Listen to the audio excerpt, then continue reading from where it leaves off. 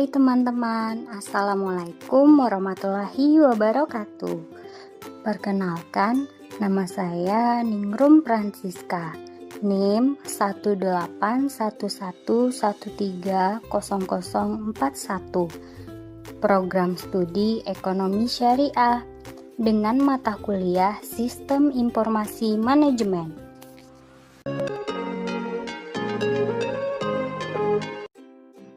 Sistem Informasi Manajemen, dosen pengampu Debbie Arisandi, MBA.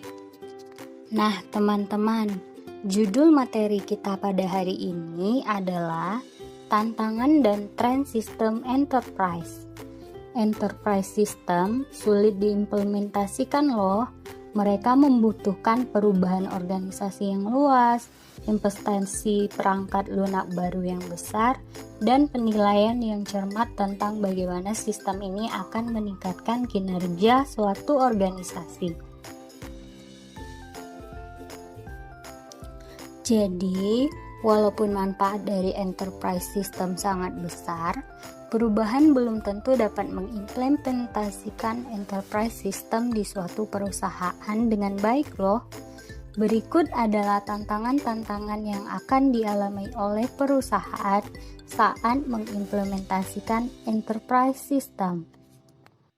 Yang pertama yaitu kompleksitas software. Enterprise System atau ERP merupakan sebuah package atau software yang terdiri dari beberapa modul. Enterprise System tersebut adalah hal yang sangat kompleks. Jadi semakin besar suatu perusahaan, maka semakin butuh waktu yang lama untuk pengimplementasiannya. Jika enterprise sistemnya sangat kompleks sehingga suatu perusahaan akan memiliki resiko yang sangat tinggi untuk kegagalan dalam pengimplementasiannya. Yang kedua yaitu biaya. Enterprise System biasanya menggunakan satu package yang di dalamnya terdapat software, database tools, consulting fee, personal cost, training, dan sebagainya. Biaya implementasi SAP biasanya mencapai jutaan dolar loh. Jadi dapat dilihat bahwa biaya enterprise system sangatlah mahal. Menurut survei tahun 2015 yang dilakukan oleh Panorama Consulting Solution, dari 562 perusahaan, biaya rata-rata proyek enterprise system adalah sebesar 6,1 juta dolar. Yang ketiga yaitu perubahan scope atau permintaan customer. Hal ini dapat membuat proses implementasi menjadi lama dan menambah delay suatu proyek.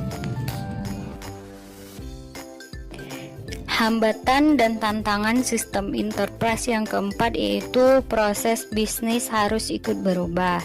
Yang pertama kita lihat dulu dari sisi bad practice, di mana pada sisi bad practice ini proses produksi berada di awal, dilanjutkan dengan proses penjualan, kemudian pemesanan barang, selanjutnya penagihan, dan terakhir proses antar barang kepada customer.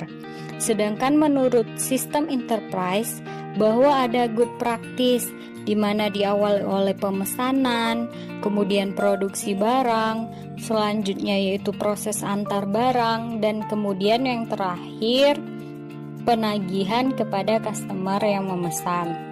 Nah, dari sistem enterprise yang good practice ini terdapat efek baiknya, yaitu sistem penjualan menjadi lebih rapi. Namun ada efek buruknya, yaitu individu menjadi malas untuk merubah sistem penjualan yang baru. Yang kelima yaitu switching cost atau biaya berpindah. Ini terjadi ketika kita berpindah dari software satu ke software yang lainnya. Misalnya perpindahan dari SAP ke Oracle. Terdapat biaya dan waktu tambahan untuk configure atau stop connection-nya.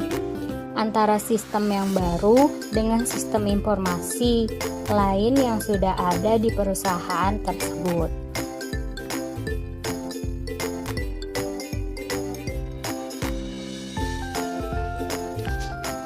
Lalu bagaimana dengan tren?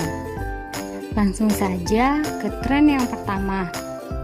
Enterprise System biasa dikenal oleh masyarakat dengan istilah Enterprise Solution, Enterprise Suites, atau e-business suites yang artinya satu page dengan bermacam-macam modul seperti CRM, SCM, Finance, Human Capital, dan sebagainya.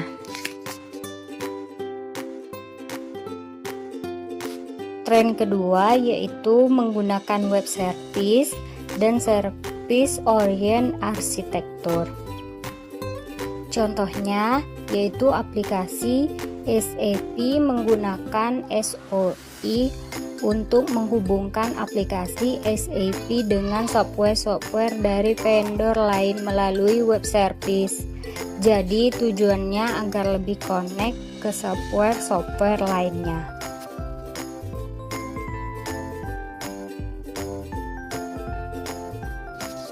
Tren yang ketiga yaitu open source. Pada saat ini semakin banyak teknologi open source yang dapat digunakan dengan enterprise system. Contohnya Compiler dan Apache Open for Business atau OBZ. Tren yang keempat yaitu on-demand solution atau cloud service. SAP, Oracle, dan Microsoft sudah memiliki enterprise system dengan kategori SaaS atau Software as a Service, yaitu sebuah sistem yang dapat dibayar sesuai dengan kebutuhan. Jadi bentuknya adalah layan pay on demand, di mana orang bisa subscribe, kemudian bayar bulanan atau tahunan, dan pembayaran disesuaikan dengan pembekalan yang contohnya NetSuite. Tren yang kelima yaitu mobile platform. Mobile platform ini adalah sebuah aplikasi yang hanya bisa diakses melalui desktop, komputer, dan laptop saja.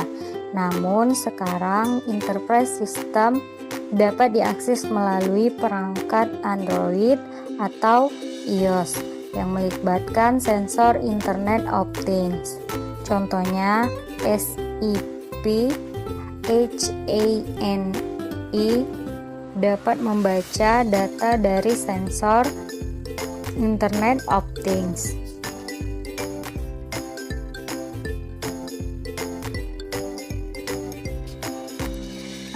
Tren yang keenam yaitu social CRM, di mana tren ini dapat melakukan analisis kepada customer yang terdapat media sosial yang terhubung dengan CRM. CRM ini terkoneksi dengan social network berupa Facebook, Twitter, dan sebagainya. Tren yang ketujuh atau tren yang terakhir yaitu business intelligence. Pada tren ini dilakukan automated reporting dan real time dashboard mengenai kondisi perusahaan. Nah, pada tren ketujuh ini contohnya adalah SOP HANA. Baiklah teman-teman, itulah materi kita pada kesempatan kali ini. Terima kasih telah menonton materi ini sampai selesai ya. Sampai jumpa lain waktu. Wassalamualaikum warahmatullahi wabarakatuh. Terima kasih.